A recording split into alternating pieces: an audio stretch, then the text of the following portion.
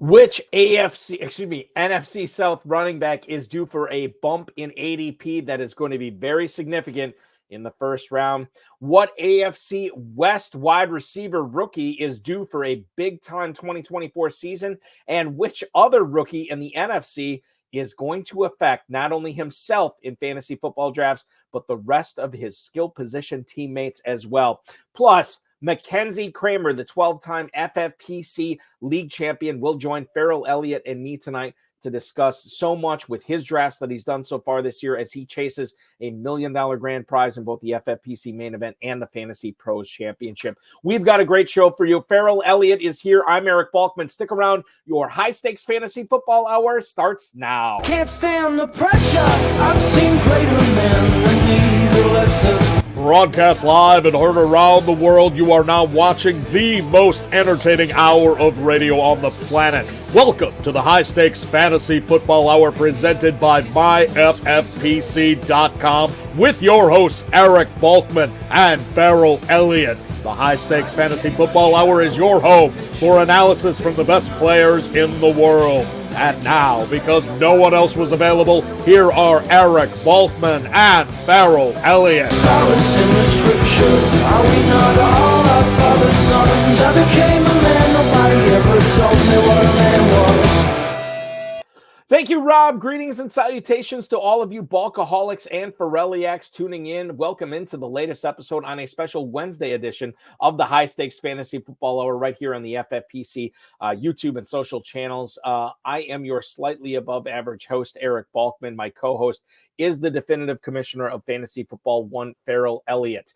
Coming up on tonight's show, we're going to break down a lot of stuff here for you tonight. We're going to talk about an AFC North tight end that a lot of people have forgotten about that they need to remember for 2024. We're going to talk about a non-DeAndre Swift running back in Chicago that you need to be paying attention about.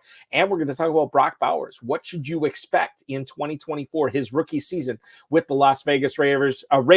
And then, of course, Mackenzie Kraemer, the man, the myth, the legend, is going to join us tonight. You can follow him on the X at MacNova. He is going to join us to talk about not only how he's been building his FFPC best ball tournament teams, but his Fantasy Pros Championship teams this year. We'll talk about the Brandon Ayuk situation with him. We'll discuss Jacksonville Jaguars wide receivers with him and much more. So check that out coming up in about, I would say 12 minutes or so. Mac Nova will join us, and we're very excited for that. We are going to also be discussing all the ways that you can get involved with the FFPC right now.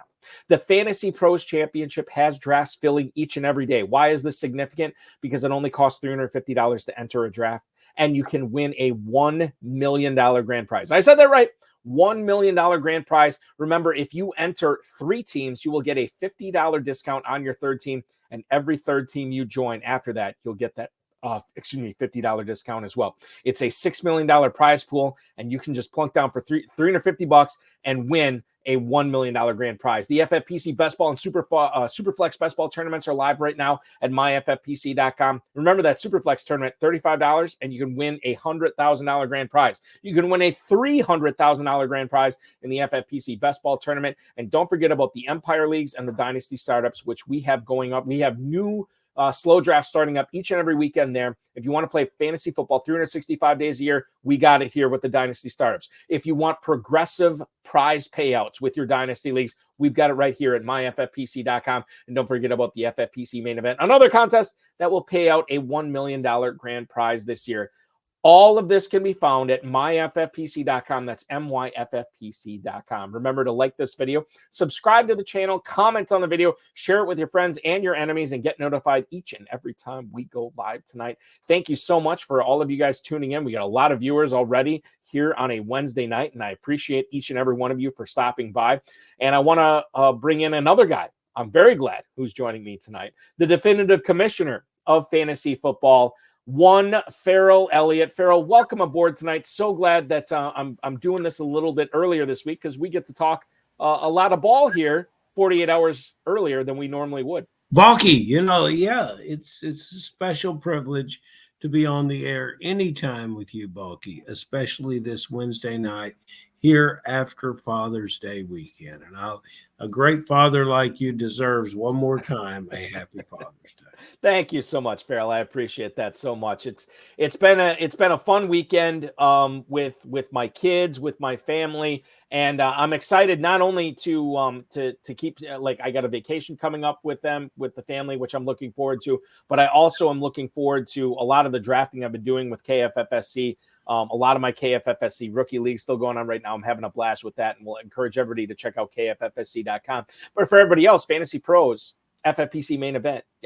Has your main event slow draft, is that still going on, or has that reached a close yet? I haven't checked today, but I think we're in the last few rounds of our initial kickoff classic season slow, and we've got another slow available for players to join now. But this is the earliest we've ever had a start of the drafting season, and so it bodes well with us. And I was just thinking about your vacation, Balky. Are you coming to Kentucky? That is a different vacation, and yes, I am. That is good. No, I will. And I can't remember, Ferrell, if I brought this up, and we'll just do the production meeting on air.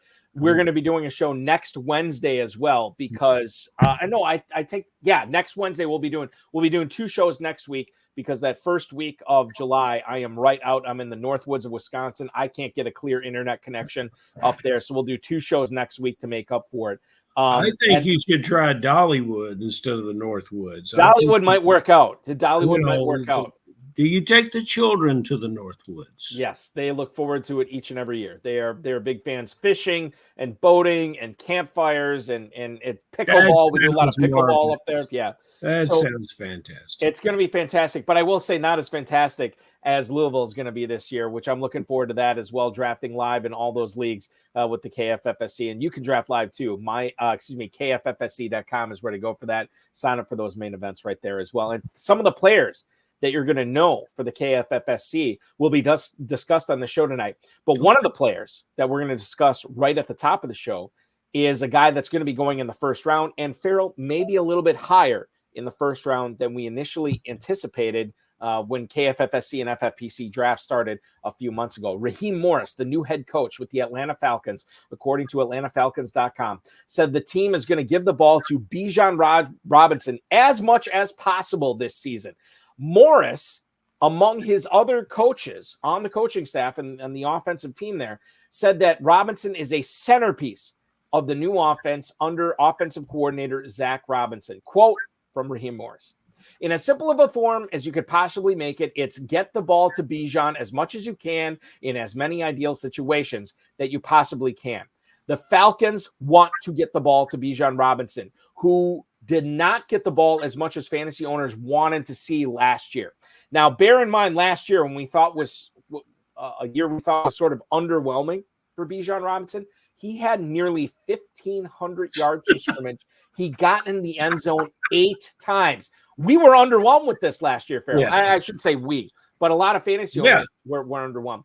Now they see Arthur Smith in Pittsburgh. They see Zach Robinson as the OC in Atlanta this year. We look at the mojo on this, and FantasyMojo.com is where to go to check out all the FFPC ADP and everything. You know, I'll just say this. Darren Armani is the godfather of the Pros versus Joes. He does a ton with Fantasy Mojo. He was recently on a player profiler podcast with Theo Greminger, and he's like, I don't go out and try to get testimonials or anything like that for my website. But he was hanging out in the FFPC chat, and somebody randomly in the FFPC chat said, go to FantasyMojo.com. It will blow your mind, everything that's on there, right? And I second that. Like, it will blow your mind. So you need to check that out if you're playing in the FFPC. According to the Mojo on Bijan Robinson, he's running back 2. He's at the 104. Ferrell, you know, not everybody is going to be lucky enough to have a top 4 pick this year. Yeah. But with this news, with Bijan Robinson, and I'm going to go here. Not a lot of people want me to go here, but I'm going to go here. With this news with Robinson, given how much younger he is than McCaffrey, given that he has, again, a much less injury history in the NFL than Christian McCaffrey, and part of that is because he hasn't been in the league as long as McCaffrey, how much are you considering Bijan Robinson at the 101 or even at the 102 ahead of CeeDee Lamb right now, based on this news with Raheem Morris saying we are going to get the ball to him every time, it's like vote early and vote often. That's what they're going to be doing in Atlanta with Robinson this year. If I have the number 2 pick, I'll be drafting Bijan Robinson. And it is fantastic when you look at this coaching hire. When Arthur Smith and the gang moved on, and the GM Fontenot and the owner Blank decided they would have they interviewed like 14 people for this job, and many of them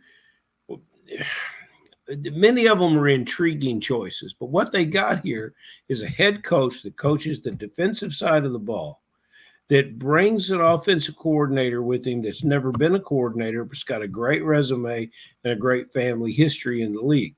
And so there's enough to the head coach is familiar with Raheem from when he was there before running the defense. He's a defensive coach. He brings in a fellow Ram coach that he knows well, and he says, we're going to get this job by giving the ball to Robinson, and that's what we're going to do in the interview. Now, I think everybody said that in the interview, but here you've got somebody that said it that the owner trusts and the owner has history with. And so we're going to see it. But I'll tell our fantasy players, if you drafted Bijan Robinson in the first round last year and your fantasy team did not do well, it is not Bijan Robinson's fault, as you so eloquently pointed out there, Balky. So, it's all going to run through Robinson in Atlanta. Defense is going to be a big, big part of the game. They're going to set on some leagues. They're not going to take chances if they can get ahead in the games.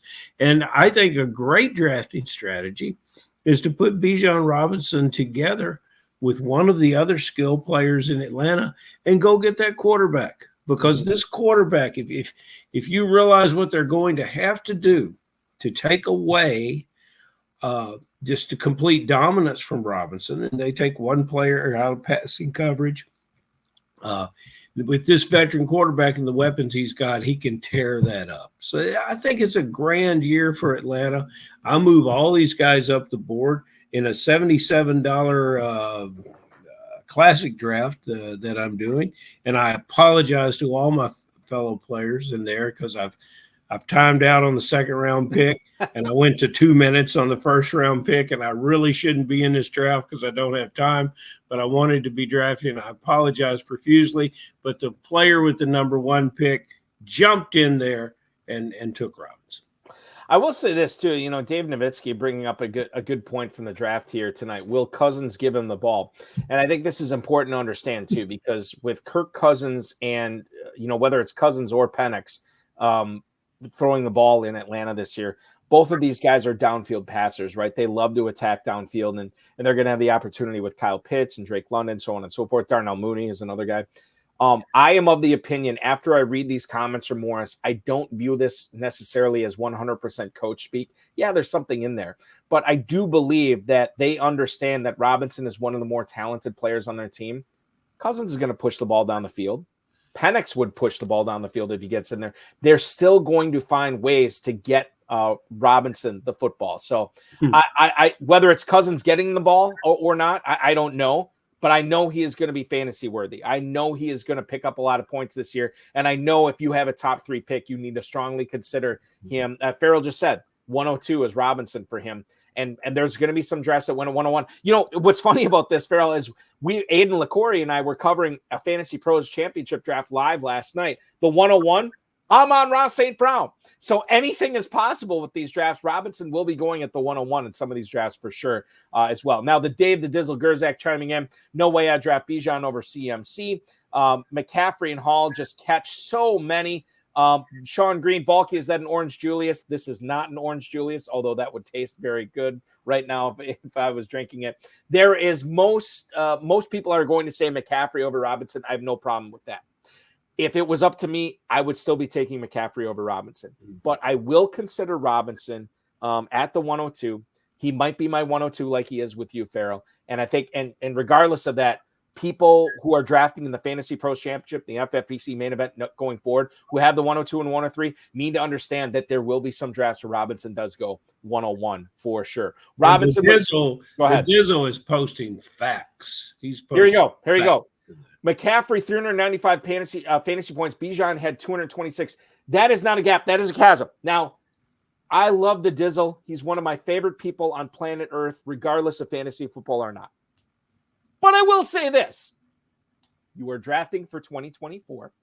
You are not drafting on last year's stats. We are drafting on this year's stats. Now, here's the thing. I don't like doing this, but I'm going to do it. I'm going to ask myself a question and answer it. Could McCaffrey have another year like that? Absolutely. Of course he would. Would the history of running backs at his age back that up? It doesn't matter. Probably not. Ferrell says it doesn't matter. The guy's a freak. He's always been a freak, and there's more freaks coming because the world of the NFL, how players prepare for games, how people live with games, how people take care of their body, how just the world of football and the training room has changed.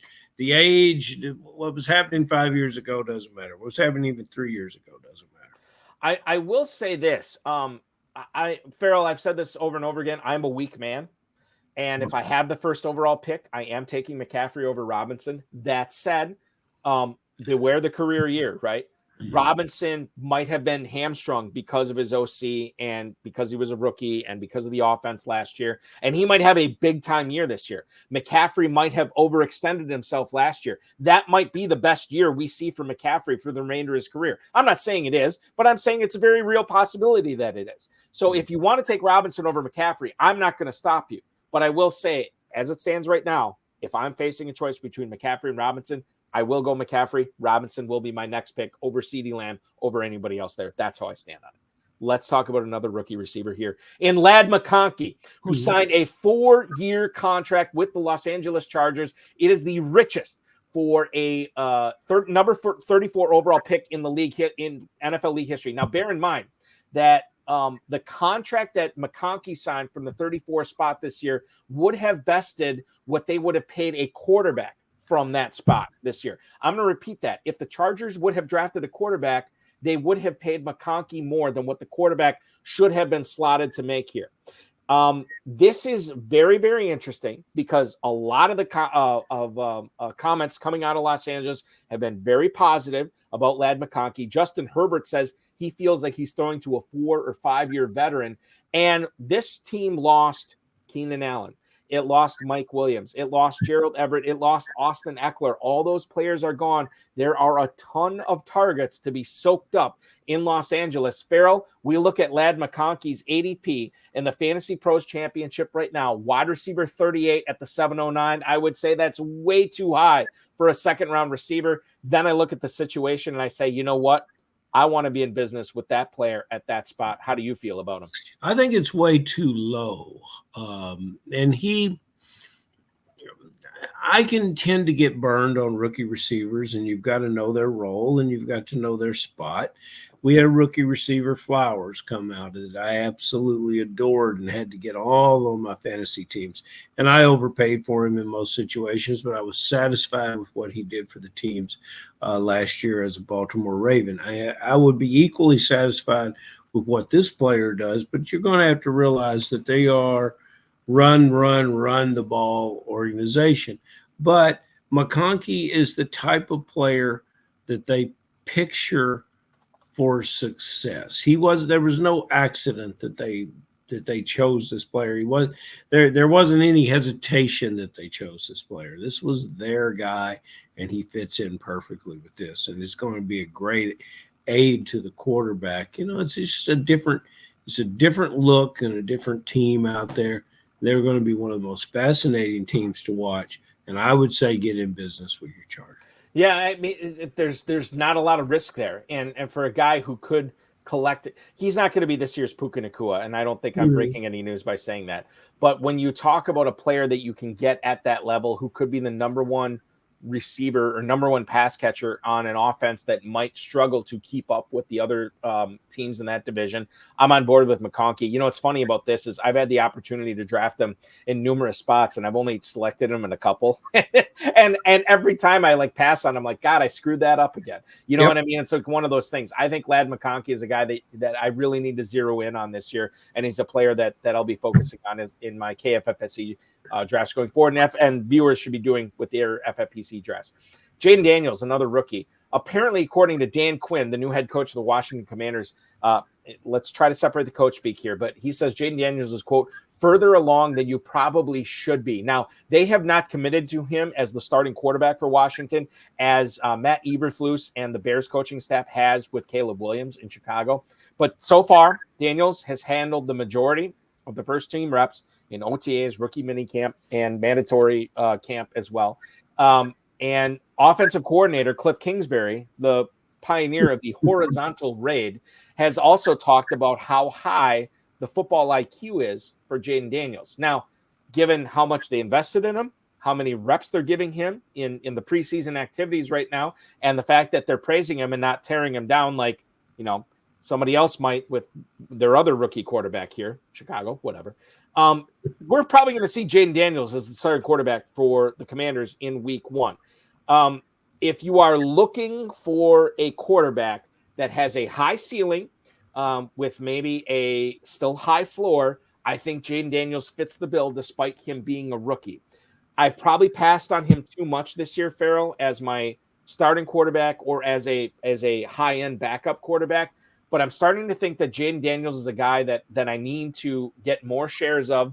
And I also think as a result, I need to be bumping up guys like Ben Sinnott, but guys like Terry McLaurin, guys like Jahan Dotson. I'm really liking what I'm hearing and seeing out of Washington with Jaden Daniels. How do you feel about the situation? Add Austin Eckler to that group. Yeah. He has sure-handed short yards passing game, receivers. He's got some talent at tight end.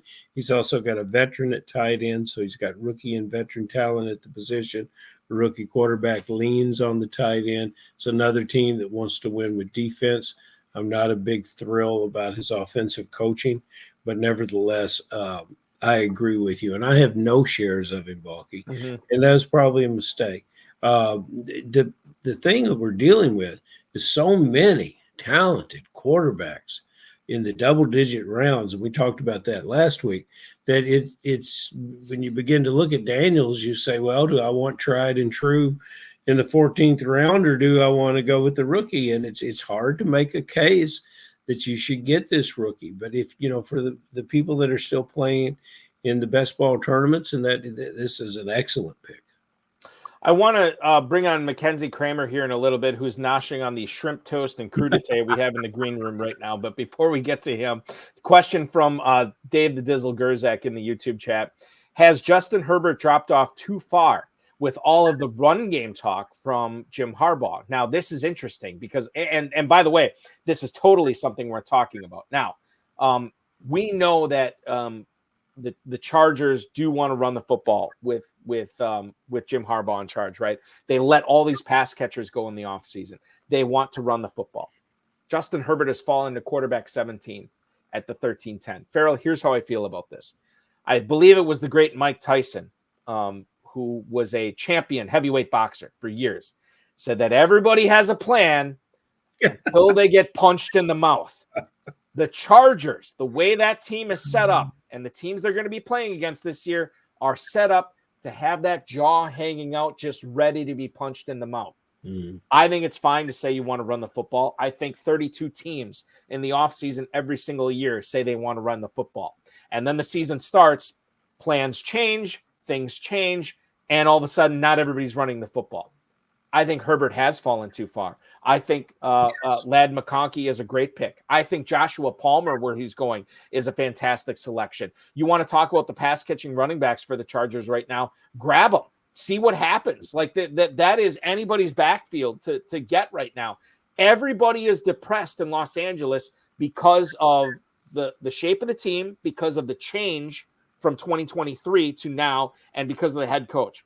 Specifically with Justin Herbert, like the Dizzle was talking about. Quarterback 17 at the 13-10, you're telling me I could get Justin Herbert as my backup this year? Hell yeah, I'm on board, and he has fallen too far. You're exactly right, Balky. Down in distance, when you talk about Harbaugh wanting to run the ball, how compare that to what came before. In down and distance situations with the Chargers last year, you knew 3rd and 3 was a pass. You had an ailing Austin Eckler, and you never had a big back there. Joshua Kelly who I admire as a running back, just was not big enough to pound and get those first downs. This team, it seems like they could never get out in front of the chains with any of their run. And that's what we're talking about is when we talk about wants to run the ball, the priority is setting up Herbert into situations that when they do pass, they're high volume completion rate passes. And it's a situation where, again, if you bring a safety up, if you can no longer drop a linebacker, if you have to support that running game, Herbert with McConkey and these other receivers is very accurate downfield and a very big presence in the pocket. So, yes, it's a steal. I think that a lot of people would be on the surface would be like having a little trepidation about drafting him because they remember where he went last year. Mm-hmm. And you have to understand that he is going, 6-7 rounds later this year. Mm-hmm. Draft him as your backup. If he doesn't work out, he doesn't work out and you drop him. But this is a guy that you could draft as your backup and he could very quickly become your starter. Very bullish are Ferrell and Balky on the Chargers offense this year. Let's find out how another guy feels about it. We've kept him waiting way too long, ladies and gentlemen. He works for the Entertainment Sports. I forget what it's called. He can tell us better than this. Entertainment Sports Production Network, ESPN, I think it's called. He's a researcher there for ESPN Bet. He formerly is of College Game Day, the basketball program there, and of course Matthew Berry's fantasy show. You follow him on the X for his poker exploits at Mac_poker. You follow him on the X for all of his fantasy football and everything else at Mac Nova. Please welcome in the 12-time FFPC league champion, Mr. Mackenzie Kraemer. Mackenzie, welcome on tonight. Thank you so much for joining us. Man, that's a heck of an introduction. The crudité in the back room was pretty nice, at least. You're even giving out my burner account on Twitter. That's the research you did into me. I like that. You have no underground. You're well known. Yeah, that's the thing. Like burner or not, we're gonna find you. We're gonna promote you, and we're gonna do everything. So what's your true passion? Is it sports or is it poker? It's both. I mean, sports has always been my passion ever since I was basically in grade school. I'd be bringing sports magazines to dinner with my parents and playing fantasy football since I was basically 11, 12 years old, going on Yahoo. I don't know if I can say Yahoo or working for ESPN on this screen, but I'd be going on the message boards and trying to get in leagues, and I'd be doing like 15 leagues, making new email addresses to make accounts. So I've been obsessed with sports since I was a kid. Poker's kind of a newer love. Well, not really newer since high school. So almost 20 years now since the moneymaker boom. But I thought you did a great job in your appearance in Molly's game. Having a vet like you right around the table, it's obviously that you're made for the game. I thought it was tremendous. And nobody thinks about that, right? Jessica Chastain, Idris Elba, right? Michael Cera, and then Mackenzie Kraemer. Not even with a cameo, like one of the main stars of that. You had to know who he was, but yeah, the insiders knew. Right, the insiders definitely knew. Let me ask you. So we know you work for ESPN for a living. Can you tell us a little bit about your path of how you came from being a kid obsessed with sports to working for the Four Letter Network?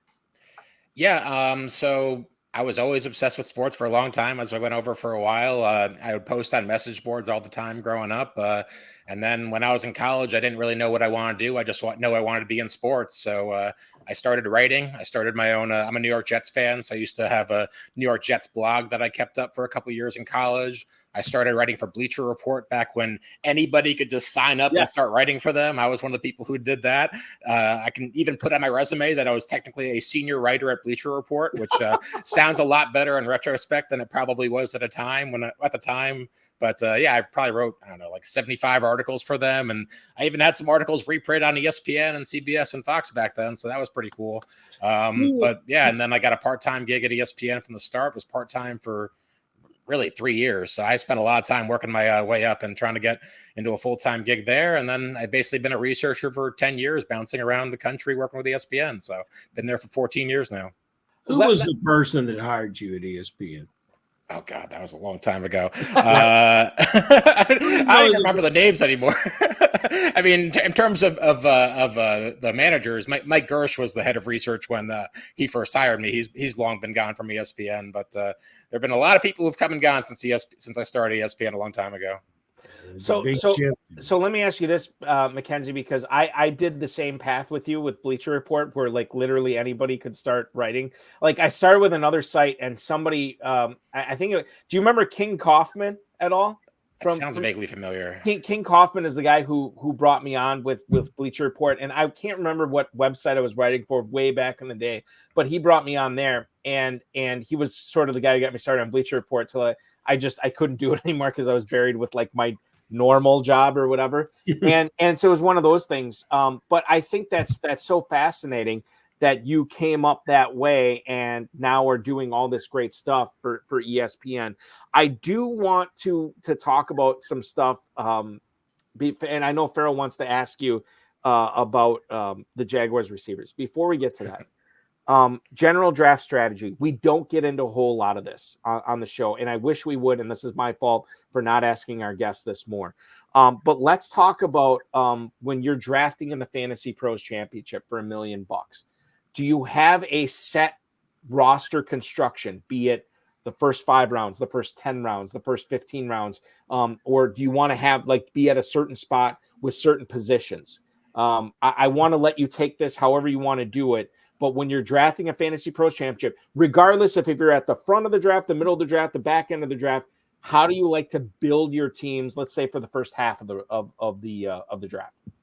So, especially in a full PPR league like the FFPC, I like to target wide receivers early. I think that they have the highest weekly ceiling, and it's the most kind of talent-driven position. Like a running back is so opportunity-driven. Like you could be a very talented running back, but if you're not getting the touches, it's not going to matter. Whereas you're a wide receiver and you can get on the field and you're talented, the ball's going to find you. So I always like to attack the wide receiver position early.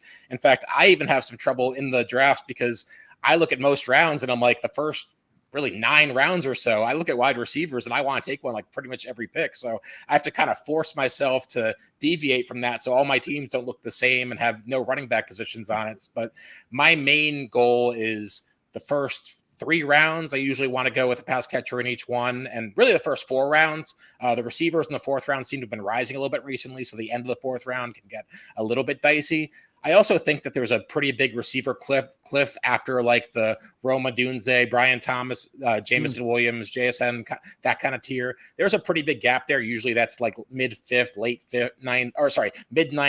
9th, somewhere around then. So I want to try to have usually 6 or 7 pass catchers by then. So usually like 5 or 6 receivers and a tight end. I also like to get a tight end pretty early in the FFPC with the 1.5 points per reception there. I like some of the later tight ends, but if you can hit on that upside at tight end, that gives you such an edge over your competition. So I'm typically drafting 0 running back teams. I've dabbled a little bit with the early quarterback, especially if I can get them stacked. I have some Lamar Jackson, some Jalen Hurts, but I always find my teams look the best when I wait on quarterback. You guys were talking about that earlier, but if I can get 2 quarterbacks, double tap them in rounds like 11 through 13, that's my ideal draft, especially if I can get them stacked up. So to me, I want to get a bunch of pass catchers early, and then I kind of hold off a little bit and get a couple more upside rookies late.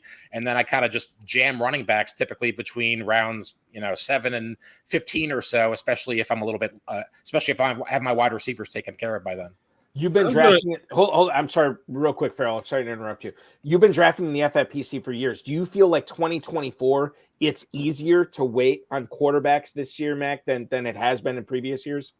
I don't really think so. I do think that quarterbacks are a little bit more appealing at that stage than normal. I mean, I've been burned a lot by drafting rookies. I mean, I was a big Trey Lance believer when he was pretty young. So sometimes you get burned by those rookie quarterbacks. But, like a guy like Jaden Daniels, Caleb Williams, both those guys have rushing upside. They're not always top 12 quarterbacks. Trevor Lawrence was like the 7th quarterback or so last year. You can usually get him in that round, that area. Brock Purdy, the quarterback of maybe the most talented offense in the NFL, who put up big numbers last year. He usually falls pretty late. And then, you guys were just talking about Justin Herbert before. I'm not a huge Justin Herbert fan, but if I end up with Justin Herbert and Kirk Cousins, like that's kind of the last two quarterbacks I feel a little bit comfortable with starting. So I try to get one or two by then, but no, I think you can wait pretty comfortably this year. And I used to wait in the past to mix results. I used to always joke that Phillip Rivers would always be my quarterback in redraft because he'd always be like the 13th quarterback off the board. But I think it's similar to how it's always been, honestly. That Trey Lance burn is something you're still rubbing cream on. That's rough. But and that's a great question. You mentioned two things. One I want to get to at Jacksonville, and one I want to get to at Pittsburgh, as you talked about the position. The first is Jacksonville, a new receiver in the mix, in the rookie Thomas. Now, I love big, long receivers, and this kid needs some body mass. He's very young. There's nothing not to like about this player. But I absolutely and historically have loved Christian Kirk. And I think Christian Kirk's going to catch 5 passes every game, and he's going to find the end zone probably 6 to 8 times during the season. His season was truncated last year with injuries in week 12. Your thoughts on the disparity between these two players? Would you put both of them on a roster of your same team? Because I think Balky will give us the mojo, but I think that capability there, the rounds are somewhat separated. Just your thoughts on the veteran Kirk and the rookie Thomas. So I try not to double up on receivers on the same team unless they're both going either really late or there's significant value on both. And I do think there's some value in both. I just try not to do that because to me, the ultimate upside of a wide receiver often involves the other guy not either getting hurt or underachieving or whatever. And then one guy consolidates the targets and then you can win that way. But I kind of like both of these receivers. So I'll start with Brian Thomas, who he literally might be my favorite pick on the board right now out of any player in the FFPC. I think he's receiver 48 right now. I just saw on Fantasy Mojo. Like, to me, he's a first-round pick on a good offense with good size, good speed. He had 17 touchdowns last season at LSU. He was very productive in college. And as much as I like Christian Kirk, I think Christian Kirk's more of a complimentary receiver. And, he's a very good number 2 receiver. And Gabe Davis, we saw him in Buffalo, like he's a nice deep threat, but I don't really look at him as a major threat. There's opportunity there on the Jacksonville depth chart for Brian Thomas to rise. I think he should be going in the Rashee Rice, Jordan Addison, DeAndre Hopkins, Ladd McConkey tier. I think he belongs to be right near all of them. I think that he has significant upside. And Christian Kirk, my only issue with Christian Kirk is that I think right before him, there's a bit of a receiver teardrop. So I always feel a little bit, I don't love taking Kirk in the late 4th, early 5th when guys like DJ Moore, DK Metcalf, guys like that are going, 6 to 8 picks before. But if I can get Kirk in the 6th round, like if I'm looking at Kirk and T. Higgins, Amari Cooper, all those guys, like I like Kirk just as much as any of those guys. So I think Kirk is a fine pick at ADP, but I love Brian Thomas at his ADP. All right. So I'm sorry, Balky, go ahead. Yeah, just to kind of what you're talking about, Ferrell, with the mojo on this, Darren Armani has over the last 5 days in the Fantasy Pros Championship, Christian Kirk 5'10", Brian Thomas 908. Kirk wide receiver 30, Thomas wide receiver 48. Mackenzie, you're of the opinion that Kirk has the better numbers for this season, but Thomas is the better value 4 rounds later, right? Yeah, that's probably a fair way to put it. The other thing, too, is, like I said, I like to go receiver pretty heavy early on. So a lot of the time, Brian Thomas is my 5th receiver. And if he's my number 5 receiver, you got a first-round pick and a good offense with good measurables. That's exactly what I'm looking for there. I'll remind everyone that in his rookie year, CeeDee Lamb went in the 9th round. In a situation where there were plenty of opportunities for the quarterback to throw the ball, but to other receivers. But yeah, the quarterback loves talent. Yeah, I think you've got it. I think you've got it right, Mackenzie. That's a very good point. And if Ladd is going that high in the draft, this player's got the resume to do it too. Okay, quickly. I don't want to get off too far off our script, but Balky and I had something we wanted to talk about at the tight end position. We've had lots of people come on the show, and people in the chat room agree that there are 7 elite tight ends, and Ferguson represents the floor of the tight ends. But if I were to pick a comeback player of the year in fantasy football, that would be Freiermuth at Pittsburgh. And I'm curious what you think about this player as we're talking about the 9th round. I think that's where he's going. Here's another value that I think is going to way outperform his draft position. Do you agree with me? I'm a little torn on Freiermuth. I mean, I just looked at my exposures and I literally have 0 Freiermuth clicks through 37 drafts. So based on that, I'm not that high on Freiermuth, but like, I don't hate the pick. My only issue with that is Arthur Smith has been adamant that they want to run the ball. He showed that in Atlanta that that's what he wants to do. I think this is going to be mostly a run first offense. I don't typically target the tight ends in that area between Dalton Schultz and TJ Hawkinson, Cole Kmet. If I were to pick a favorite guy out of that tier, it would be Freiermuth. I think that actually he does have the capability to be second in targets on the Steelers. So perhaps I am overlooking him a little bit there, but I haven't really been clicking him because usually I like to go, I think the value on most of the early tight ends is very good. So usually I already have one by then. And at that point, I'm chasing running backs at that point. So if I'm looking at Pat Freiermuth, who I think can be a good tight end, I don't think he's going to be an elite tight end or a league winner for you. I'm chasing running back upside at that point. I don't think there's a huge gap between the Freiermuth, Hawkinson, Kmet tier and like the Jonnu Smith, Chigakonkwo, that kind of tier, though we did just lose Juwan Johnson, who was a guy I liked out of that group. Pat Freiermuth, tight end 14, 8-12, as Mackenzie pointed out, in that Hawkinson, Schultz, Kmet neighborhood, right? And if that's not a spot you're targeting tight end, then that's not a spot you're targeting tight end. I think that's fine, especially the way you build your teams. And you build your teams a certain way, Mac, for sure. I do want to get back to the draft positions here. This is something that has been polarizing basically since the dawn of time of fantasy football. Where you want to draft. Do you want to draft in the early part? Do you want to draft in the middle part? Do you want to draft at the end? Can you talk a little bit about why you think drafting in the first few picks of the first round might not be the greatest idea for teams that are trying to build dominant squads when we get to the 3rd round or the 4th round? To me, it all comes down to the 4-5 turn. Like the other day, my last draft, I had the number 2 pick. And at first I'm like, all right, good. I get to get either CMC or CD Lamb because I think that there's a clear gap between those two in the next little tier. And then, I like all those receivers a lot too. I think there's really 8 guys and there's a little bit of drop off. But the problem is who is going to come back to you in the 4th round? Because if that tier of wide receivers is gone, I found myself just sweating, is DJ Moore or Devontae Smith or Cooper Kupp is one of these guys that come back to me at the end of the 4th round? Because if I have to take a Zay Flowers or a Tank Dell there, I like those players or a Christian Kirk even. I like those players, but I think there's a pretty big drop off there. So to me, there's 44 players or so that I really want to get 4 of. Mm-hmm. And if they don't fall to the 4 or 5 turn, then I don't love getting the top of the draft. I think I kind of like maybe the 6 to 8 range most, because I do think there's really 8 elite players in fantasy, and then there's a little bit of a drop off to the Amon-Ra, or not Amon-Ra, but the Puka Nacua, AJ Brown, Garrett Wilson, Marvin Harrison's of the world. Mm-hmm. Let's talk about which, by the way, that is great analysis too on why you like to draft where you like this year.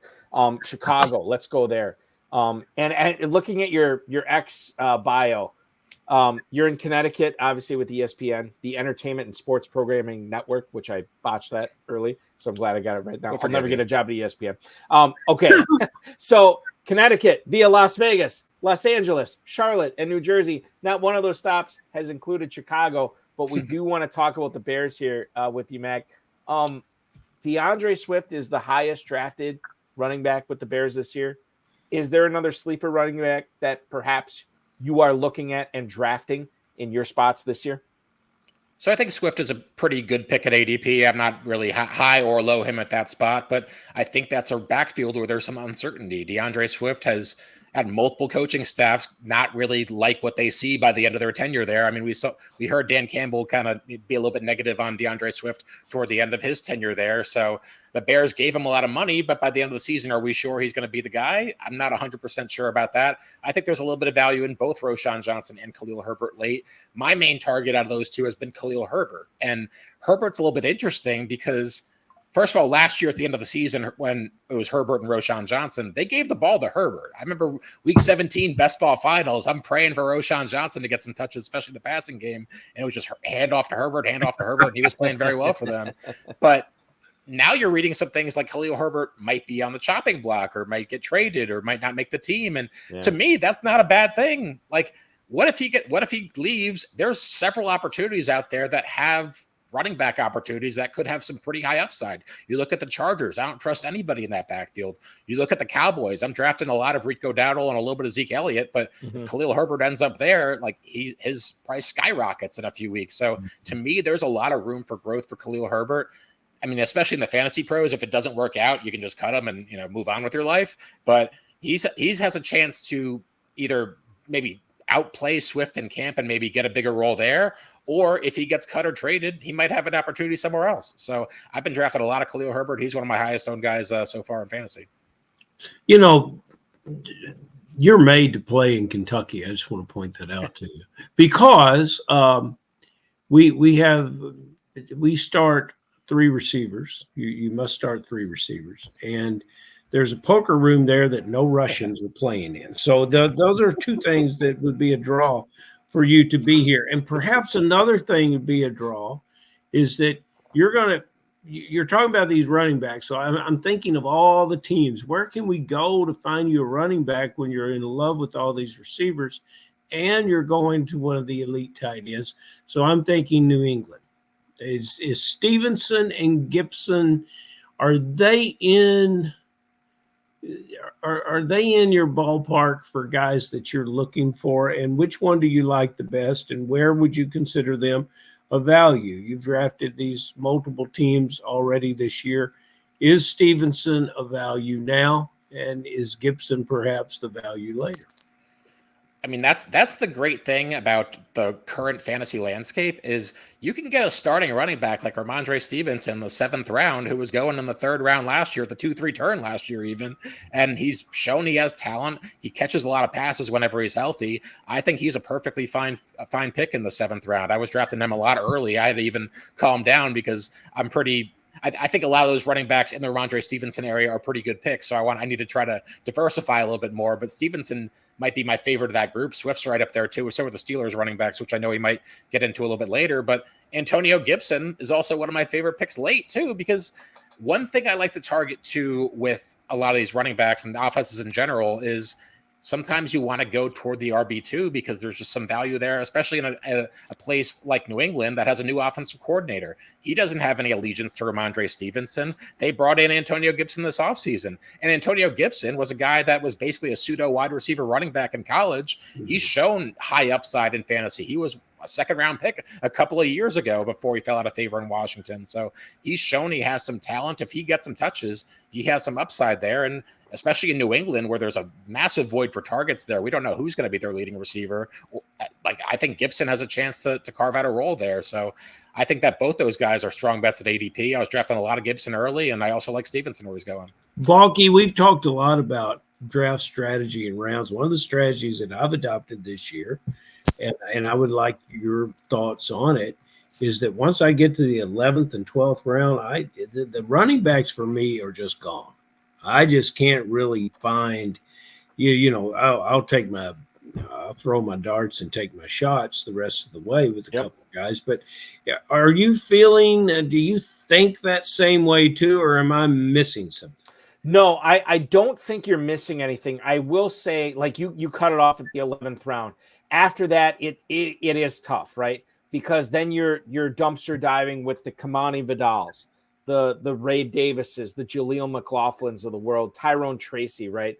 I think if you look at the 11th round, and Mackenzie, you can kind of chime in on this, the 11th round is the last great running back round in Fantasy Pros drafts this year, because in the 11th round, you have Marshawn Lloyd in Green Bay. You have Jalen Wright in Miami. You have Ty Chandler in Minnesota, right? You have Rico Dowdle. Say what you want about him in Dallas right now, but I think there is something there. There is a path to fantasy glory.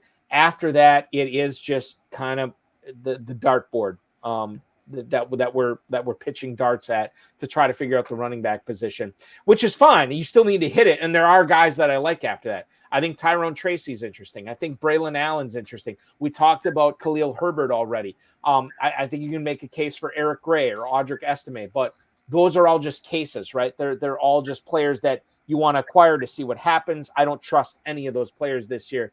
Mackenzie, how do you feel about drafting running backs after round 11 this year? That's interesting because early on when I was doing drafts a few weeks ago and a month ago, I thought I can get some good running back values in the 12th and 13th round.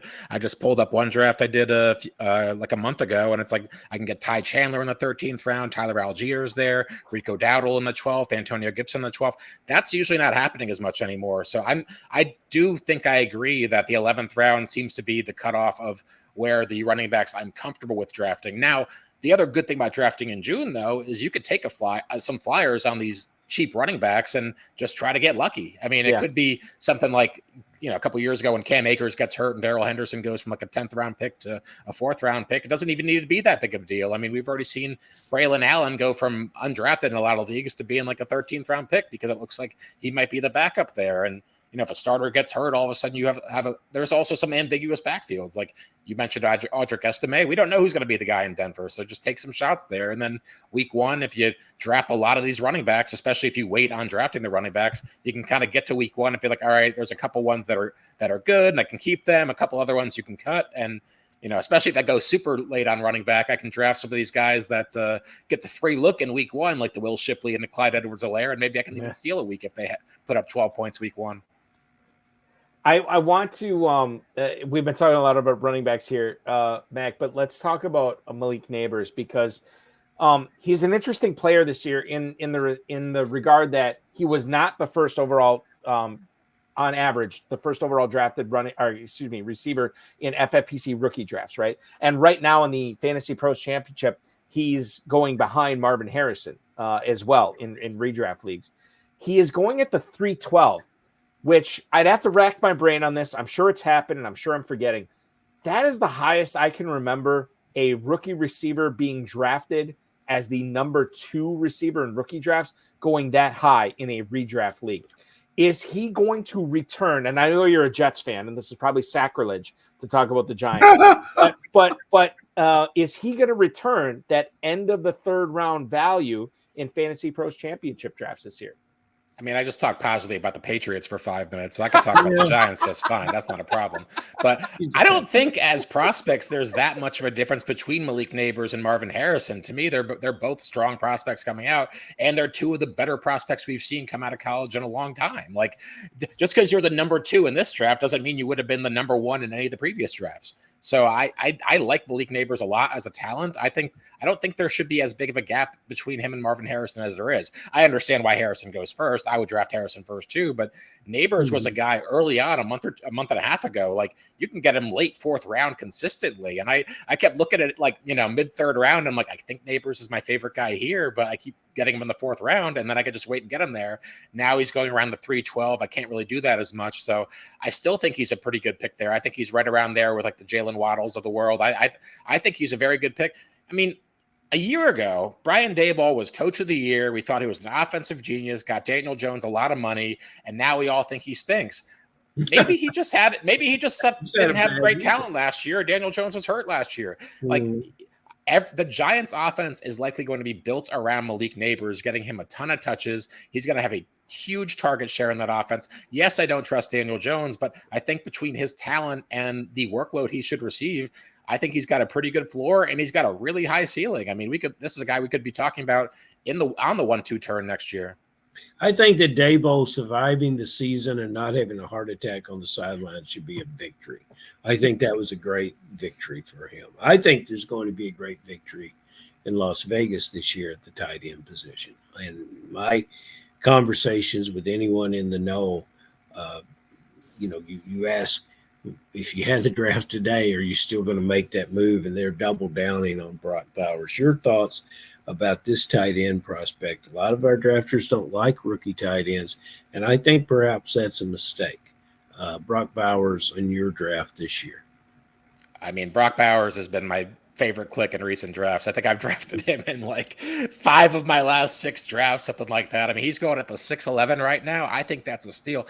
I mean, we compare him to Kyle Pitts as a prospect, and it's like, okay, Kyle Pitts let us down as a rookie. I totally get that. Where was Kyle Pitts being drafted that year? Early 3rd round. In fact, I was just looking at Fantasy Mojo. The last, I believe it was August, he was not drafted past the 3rd round once. And we're getting Bowers at the 6-7 turn. To me, I don't want to say it's his floor, but there is so much room for growth here for Brock Bowers. Like, we can get to training camp and we can get to preseason. If he starts playing well in camp, we start hearing good reports. Why can't he be a 4th round pick? I mean, I've seen him even go in the 4th round in some drafts. I'm not saying he's necessarily going to go that high. I don't even know if he's going to lock to be a great prospect as a rookie, but he walked into Georgia as an 18-year-old, put up 882 yards, 13 touchdowns. Georgia decided, hey, this 18-year-old is the best player there, and the SEC teams could not stop him.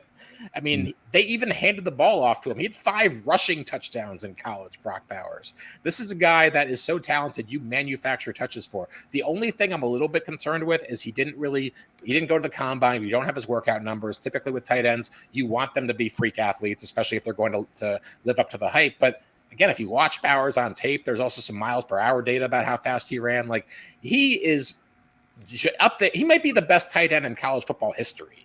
And I'm not even saying that as exaggeration. He's the only guy to win the Mackey Award twice. So Brock Bowers, to me, has a good path to be the number 2 player on the Raiders in targets. I know it's Aiden O'Connell and Gardner Minshew, so it's not exactly a great group.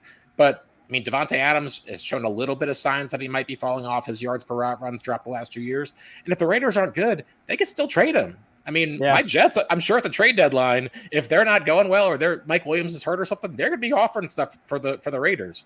There's a chance they give up on Adams, and maybe by midseason, this offense is Brock Bowers. I'm not saying you should be drafting your team around, hey, some potential thing at a trade deadline, but there's way more room for growth for Bowers than there is for the floor for me.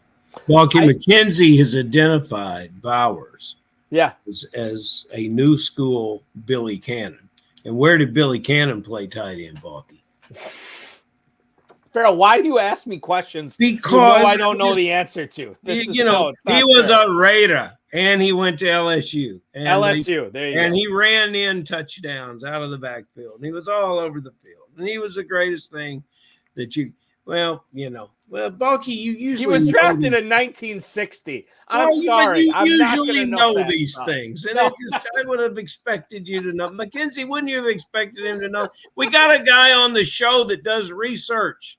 Take the cue from him. It's all right. I think it said in the intro that they just got the best guy they could, or so I know they kept a low bar for Balky, so I get it. All right. So here's the thing. Now I'm a little embarrassed because according to Wikipedia, Bill Cannon was the first overall pick of the NFL draft in 1960, which I did not realize. So I probably should have known that. Ferrell, Mackenzie, we know he played for the Raiders. What were the 2 other teams he played for in the NFL? That's good. Now this is interesting because if you guys can get this right, then I will really admit all my shame on this. He played for the Raiders from 64 to 69. He played for one other team in 1970, and he played for a different team from 60 to 63. Mackenzie, I know you do this stuff for a living. I don't expect you to know this because this is like 70 years ago, but Ferrell might know this. Well, I'll go with Houston, Mackenzie. Houston. Houston, he did play for from 60 to 63. Raiders, 64 to 69, and then one other team also in the same division as the Raiders in 1970. That'd be your Kansas City Chiefs. That'd be the Kansas City Chiefs. Mackenzie Kraemer, chiming in to let us know exactly why he is great at his job. He knew that. One key researcher is you can look things up on the internet. You don't even know everything off the top of your head. The key is finding the information quickly as much as anything else. As a young Raider fan, I tried to block the fact. Oh, that he played for the Chiefs. That he was a Chief. I blocked that out of my memory. I would not, but yeah. So we're returning to the Raiders of the 60s. Right. Just excuse me for my trip down memory lane. I know that's fine. That's all good. We like to embrace the past, but we also like to wrestle in the future, as it were. And the future for Brandon Ayuk is unknown right now. Mackenzie, Brandon Ayuk posted a video to his TikTok a couple of days ago saying that the 49ers don't want him back. This is a player that had 74 catches, 1,300 yards, was in the end zone 7 times last year. He was a first-round pick for the Niners in 2020. This reeks of being a negotiation tactic for Ayuk, trying to get some cash from the Niners. Regardless of that, Ayuk right now, and I talked about this last night on our live draft coverage on the FFPC YouTube channel, Brandon Ayuk, wide receiver 16 at the 308. Mackenzie, how do you handle him in drafts right now properly? I have a pretty neutral take on Ayuk right now. That might be a little bit high based on the rumors right now. But the only reason I think that is because I think that the tier of wide receivers from basically early round 3 to mid-late round 4 are pretty even. Like me breaking ties between Nico Collins and Brandon Ayuk and Jaden Waddle and Devontae Smith, I think it's pretty even. So if there's uncertainty around Ayuk, I'll just click somebody else, and that's totally fine. The other thing with Ayuk, especially if I'm in the late 3rd round, is Deebo Samuel typically goes after Brandon Ayuk in drafts. So if I've been late in the mid-late 3rd round and they're both on the board, I'll usually break a tie for a non-49er and then hope one of them comes back to me in the 4th round and then take them there. Early on, I was targeting Ayuk a lot. I actually have a lot of Ayuk. I was just looking at 24% Ayuk for me. So apparently I was breaking ties for Ayuk early. So that's not quite aging that well. So I need to balance that out a little bit. But if Ayuk is back in San Francisco, there's a lot of positive things there. I mean, he's obviously a talented player in a high-powered offense with good contingency value if somebody else in that offense gets hurt. But the only uncertainty is I don't really like wide receivers when they change teams. That's always been something that I've tried to fade in fantasy. I feel like that doesn't work out that often. What do you got? What do you got for me, Ferrell? Let's get another rookie receiver from the SEC in the mix because, damn it, we're talking about all of them. Pearsall, your thoughts? I've been clicking him a lot, right? Just because a 1st-round pick on the 49ers, like that's an appealing pick to me, especially since the way I like to draft, again, a lot of it comes down to that for me personally, is if I have a lot of wide receivers early, I'm not counting on starting Pearsall early. So to me, I have a really high upside backup where if either Ayuk or Deebo gets hurt or gets traded, which is also possible, then I might have a pretty high upside player in that, especially drafting now. If we find out Ayuk gets traded to the Steelers tomorrow, Pearsall's moving up a couple of rounds. So that's why I like clicking him now. I don't think that he's going to drop that much further if there's no trade that goes on. So Pearsall is one of those rookie receivers in that area, like Jalen Polk, Malachi Corley, Jermaine Burton. There's a lot of guys in that area that I like to target, and Pearsall is certainly one of them. I want to talk about, and Ferrell, I know you have ripped on me over the years for, and rightly so, by the way, rightly so. In 2022 and 2023, you felt like I asked every guest we had on about the Buffalo backfield, right? And this is like, oh, Balky, like the two things Balky loves to talk about, his Green Bay Packers and the Bills backfield, over and over again. And that's true. I totally agree. This year we have a new Bills backfield. It's called the Steelers backfield, right? Because if you look at Pittsburgh right now and the running backs there, Pittsburgh running backs, Jalen Warren and Najee Harris, they're not going back-to-back, but it's as close to being back-to-back as you possibly can get. According to the Mojo right now, Najee Harris is running back 25, Jalen Warren is running back 26, 710, and the 801 respectively.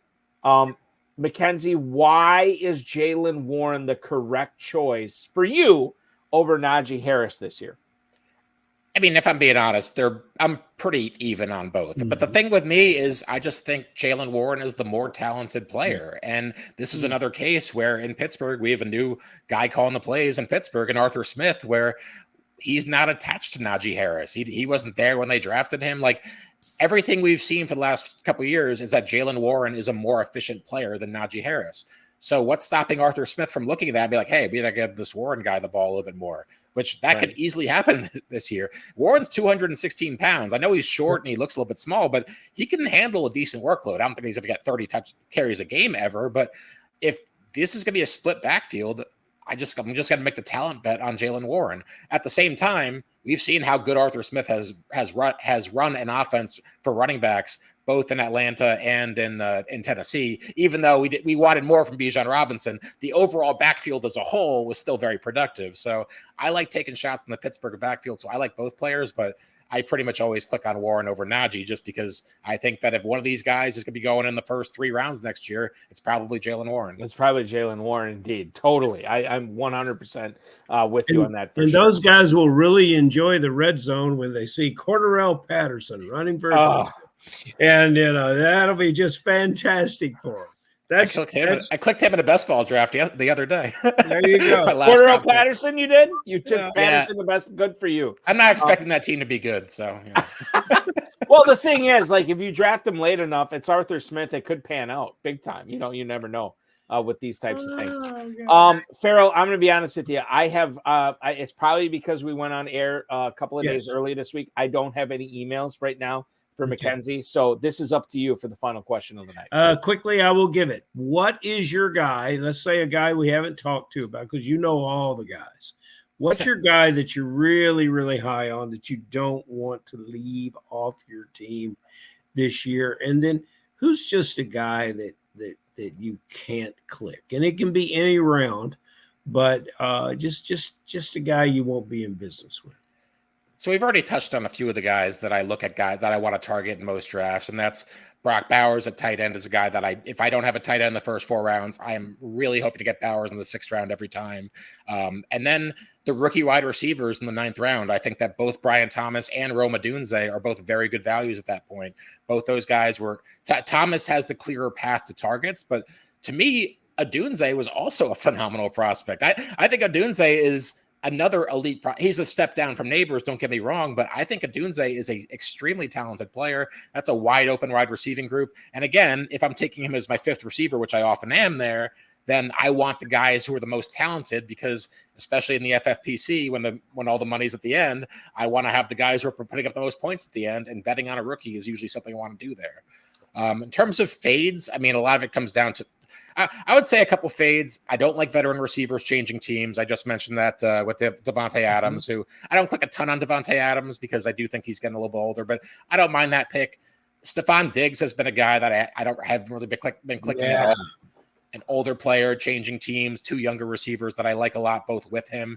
Though I will say, I've seen Diggs fall to the mid-5th round in a couple of drafts recently. If he starts falling there, then I'm not as opposed to that. I can't get behind his quarterback price of CJ Stroud, though. Like, to me, if I'm taking a quarterback in the first 6, 7 rounds, I want some rushing upside, or I want you to be Patrick Mahomes, and you've just done this for so long where I'm convinced that, all right, you are the best quarterback in the NFL, and you actually have super elite passing upside in your range of outcomes. Maybe CJ Stroud does, but I'll have to let him prove it to me first.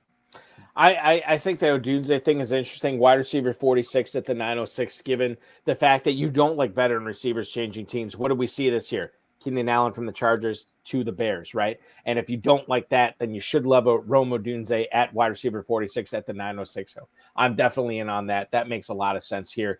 Permar99 chiming in on the YouTube chat right now. Final question for you tonight, Mackenzie. Devontae Adams, Stephon Diggs, or Travis Kelce, who are you picking? Now, I am assuming he's asking at cost, because technically you could have I think you could have more than one of these guys on your team right now. Devontae Adams at the 209, Travis Kelce at the 204, and then Stephon Diggs goes at the, I'm missing it right now. Stephon Diggs, wide receiver 24 at the 407.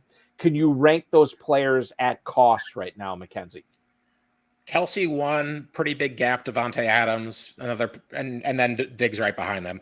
I've been getting a little bit of Kelce. To me, after the receiving group of AJ Brown, Puka Nacua, Garrett Wilson, those guys are there. I think the tight ends in that range between Kelce, I'll throw Trey McBride in that mix, and Sam Laporta should all be in a pretty similar range. And I think they're all very solid picks at their ADP, whereas I typically pass on both Devontae and Diggs at their current ADPs. Now, Permar follows up. What if it was not premium tight end between Adams, Diggs, and Kelce? Well, then, Permar, you're playing in the wrong damn contest. Well, what if he's playing in the KFFSC, Ferrell? Then he's not playing in the wrong damn contest.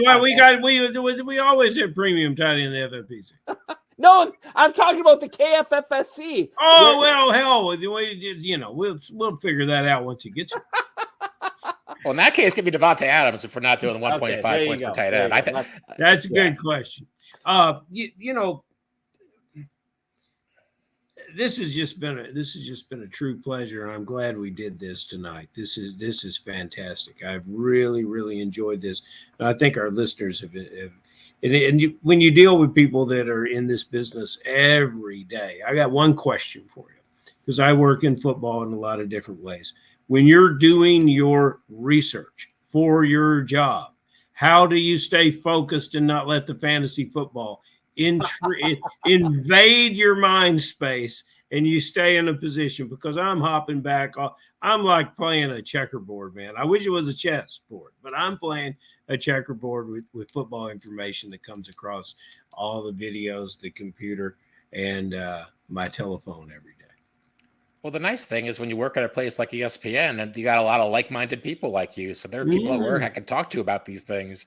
I'm working on my show ESPN Bet Live today, and the person sitting next to me in the control room, I'm like, I'm on the clock in this slow draft right now. What do you think I should be going with Cortland Sutton or Blake Corum here, something like that? So that's the nice thing about working at a place like ESPN. There's so many good people and things like that. So I have a great answer to your question, to be honest with you. I don't really stay focused. I'm always scatterbrained, and I'm always thinking fantasy football. So I think it's an advantage. Yeah. It very well might be. And will that advantage play out to $1 million grand prize this year for Mackenzie Kraemer? We will find out. At MacNova on the X is where to follow him. And obviously, if you want to follow his poker exploits, Mac_poker is the best way to follow like everything you're doing with ESPN. It just simply go on to ESPN Bet. Is that what we should promote or like send the people to right now, Mac? Yeah, Monday through Friday, 6 p.m. ESPN2 typically is ESPN Bet Live, Tyler Fulgham, Joe Fortenbaugh, right. Aaron Dolan, a whole cast of characters in that show. We do our betting show every week. I build a lot of graphics for that, come up with a lot of the research for it, and then but the thing is, in research, you kind of touch on every different show on ESPN as well as ESPN.com. So I contribute some articles on ESPN.com, especially during fantasy football or during football season and fantasy football season. Mm-hmm. But typically I do more on the betting side. I used to do more fantasy stuff back when I worked on Matthew Berry's show. Then I decided I would rather live in Los Angeles than Bristol, Connecticut, and moved out west. And then when they moved me back east, somebody else took the fantasy gig. So now I'm on the betting side of things. So I kind of push the betting side of things, which betting and fantasy football are very related in many ways. I'm not a big props better, but I really need to get more into that because there's so much overlap between those two. Well, I'll be honest with you. Ferrell and I both hung out with you at Planet Hollywood in Las Vegas this past year, and it was great meeting you there. Let's reconvene you. Let's figure out some prop bets for season-long prop betting for 2024. Take unders. Yeah, take unders. Well, that is where we'll start for everything going on with 2024 NFL season. And it was certainly a pleasure. I'm so glad we got to do this. I know the listeners, the feedback has been great so far in the YouTube chat. It was so awesome hanging out with you and picking your brain. A guy who has drafted a lot of teams tonight already in the 2024 FFPC season, Mackenzie Kraemer, joining us tonight. Mackenzie, I can't thank you enough. Thank you so much for coming on. Good luck in all your leagues this year. Can't wait to hang out with you again, man. This was so much fun. Yeah, I apologize for not doing this earlier. I know you wanted me have me on last year, but I was moving across the country and was really busy with that. Totally good with that. Like, I understand everything that was going on. Anytime we get you on these airwaves, it's always good.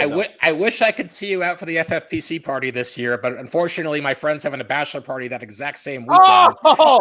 I told him, I'm like, I'm not available that week, and then all of a sudden, and he's like, well, everybody else is available that week, so make it work. And I'm like, all right, fine.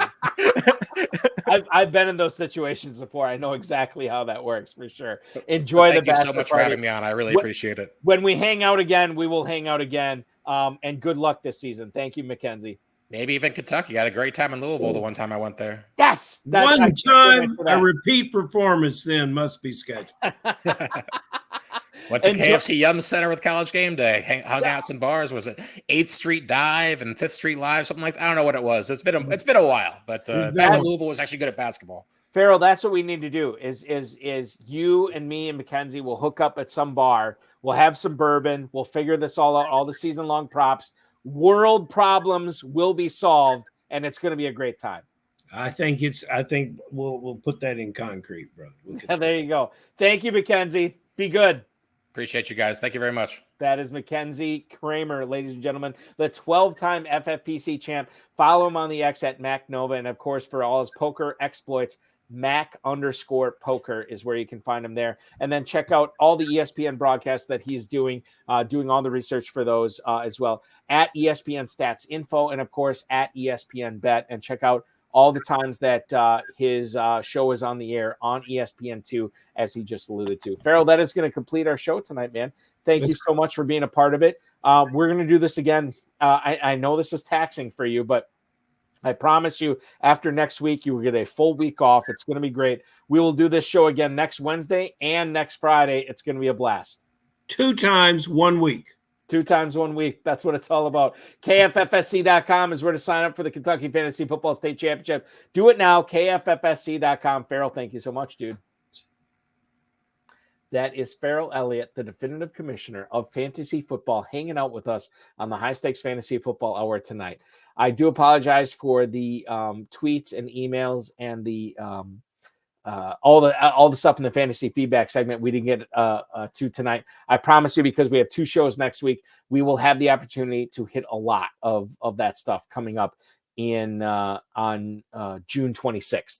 Which was going to be great. I want to thank Mackenzie Kraemer. I want to thank Ferrell Elliott, the FFPC, Rob, Bryce, and, of course, each and every one of you. We will be back next Wednesday. Richard Lowe and Bob Tittman will be our guests. We'll have 2 guests next Wednesday. They have competed in the FFPC Pros versus Joes 5 years ago. They are back with a vengeance this year, playing in the FFPC Pros versus Joes, trying to win a 2025 FFPC main event where they can compete for a $1 million grand prize. So we'll talk about their draft so far this year and what they're going to be doing in Pros versus Joes. It's going to be a lot of fun. Join us at 10 p.m. Wednesday, June 26th, right here on this FFPC social channel that you're watching, be it YouTube, Twitter, Facebook, whatever.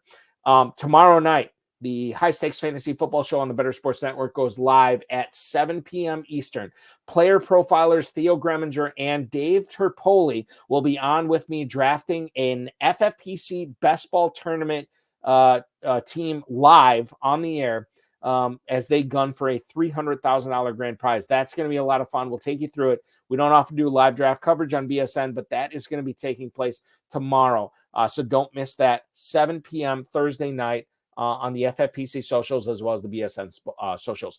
If you want to look for action in the FFPC, the midnight draft is already filled, so apologize. You can't get into that, but we do have a 12:30 a.m. draft that is taking signups right now. It goes off in about 73 minutes. Sign up for that. I'll be commissioning it. myffpc.com is where to go for that. A $1 million grand prize at stake and a $6 million prize pool as well.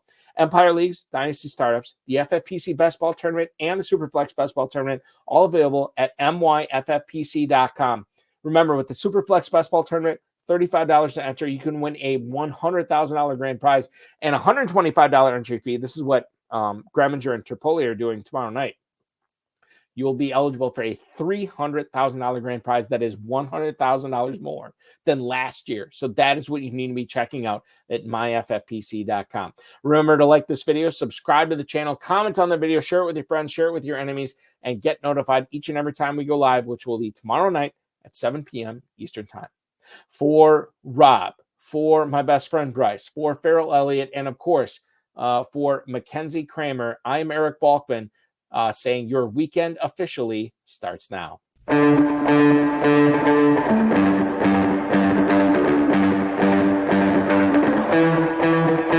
This has been another episode of the High Stakes Fantasy Football Hour presented by myffpc.com. It was broadcast live and was watched around the world. Balky and Ferrell will be back next week with more analysis, more interviews, and more advice from guests much smarter than they are. Thanks for watching, and we'll talk with you again next week. Thanks so much for watching, everybody. This is public knowledge, and I'm just going to get through this as fast as I can because I haven't really been reacting well to it lately.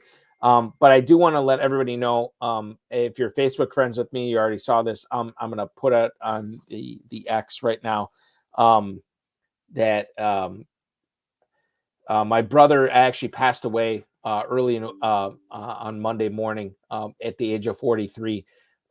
he had some issues with alcohol and substance abuse, but I don't think that should overshadow the fact that he was such a talented person in regards to academia. He, ever since he graduated high school, when he was going to college, he had scholarly reviewed papers published. He was a contestant on Jeopardy 13 years ago with Alex Trebek, taking second place in that episode. He was such a great athlete in regards to baseball and golf and basketball and so much more. And he left us way too soon. He is a player, He is a guy that was my younger brother that I always looked up to because he was so much better in everything than I ever was. And I'm eternally grateful for the time I got to spend with him this week. I'm okay. My family's okay. We're working through this. We have our funeral for him on Saturday, and I think we're going to be okay.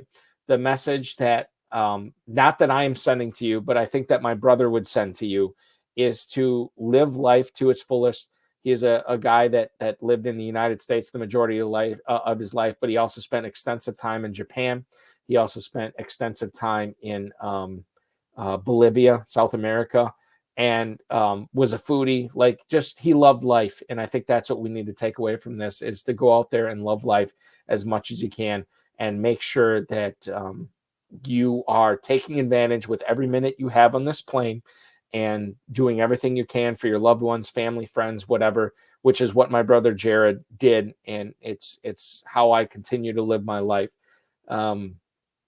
So with that, I'll just wrap it up. You don't need to reach out to me. I'm going to be okay.